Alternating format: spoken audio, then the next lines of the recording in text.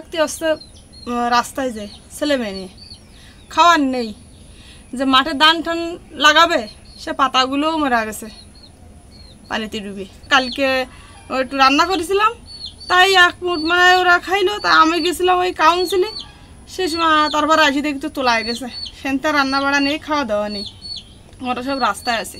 না খেয়ে আছে অনেকে, যে কি খাবে কি দেখে আসবে কোনো তার খোঁজ খবর নেই। গরু ছাগলও বেশি বসে গেছে স্রোতে। এখন আমরা খুবই দুর্যোগের ভিতরে। বৃহস্পতিবার দুপুরে দেলুটি ইউনিয়নের কালীনগর গ্রামে উপকূল রক্ষার এই বাঁধটি ভেঙে যায়। এতে এরই মধ্যে প্লাবিত হয়েছে 13টি গ্রাম। আমাকে দান আছে, কিছু থাকবে না, এই জোয়ারে আমাকে সব দিয়ে চলে যাবে। গরু বাছুর ছাগল বেড়া আর বাচ্চা এই বাচ্চা কাচ্চা নিয়ে রাস্তায় উঠতে হবে, রাস্তায় তা ওঠার জায়গায় নেই।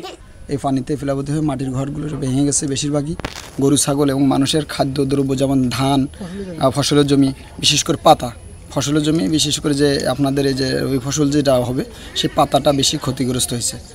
আর বিশেষ করে এই অঞ্চলের রোডঘাট, রাস্তাঘাট বা ভিতরের যে রাস্তাঘাটগুলো আছে সেগুলো ভেঙেছে, গরু বাছুরগুলো থাকারও জায়গা নাই। স্থানীয়রা জানান, কালীনগর গ্রামের পাশেই রয়েছে ভদ্র নদী। বৃহস্পতিবার দুপুরের দিকে সেখানে পানি উন্নয়ন বোর্ডের 22 নং ফোল্ডারের উপকূল রক্ষার বাঁধ প্রায় 300 ফুটের মতো ভেঙে যায়। শুক্রবার দুপুর পর্যন্ত বাঁধ ভাঙনের দৈর্ঘ্য বৃদ্ধি পায় প্রায় 1,500 ফুট। শুক্রবার সকাল থেকে নিজেদের প্রাণ বাঁচাতে গ্রামগুলোর নারী পুরুষ একত্রিত হয়ে স্বেচ্ছাশ্রমে বাঁধ মেরামতের চেষ্টা করছেন। তবে জোয়ারের পানির কারণে বেগ পেতে হচ্ছে তাদের। আমাদের ধান পাতা সবই তো নষ্ট হয়ে গেছে এবং এই চাষিদের কি অবস্থা যে আগামীতে হবে সেটা উপরওয়ালাই ভালো জানেন। তো আমরা স্থানীয়ভাবে আমাদের যে ইউনিয়ন পরিষদ বা আমাদের যারা এখানকার দায়িত্বরত মেম্বাররা আছেন তারা সেভাবে আসলে কাজের প্রতি ওইভাবে খেয়াল করে না বা করেনি।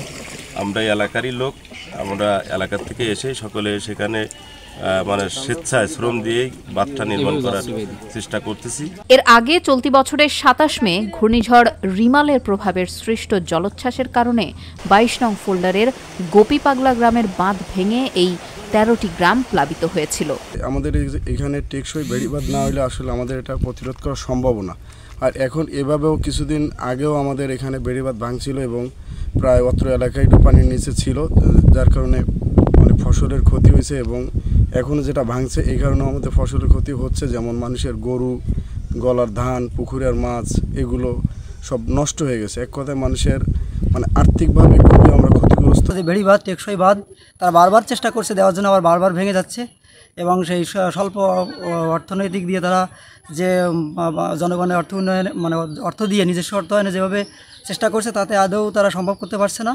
এবং আমার যেটা মনে হয়েছে যে উচ্চ মহলে বা সরকারি পর্যায়ে হস্তক্ষেপ ছাড়া এই টেকসই বাঁধ সম্ভব না।